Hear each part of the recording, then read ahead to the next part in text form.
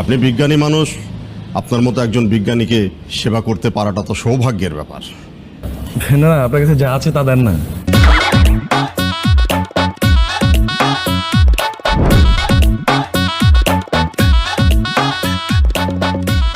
বাবা ওই বিয়ে নিয়ে একটা পড়াশোনা করতেছিলাম, বাজার করতে গেছিলাম না?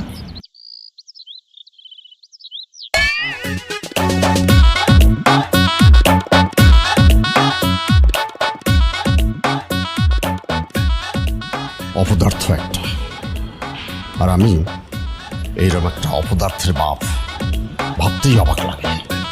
বিজ্ঞানী হবে।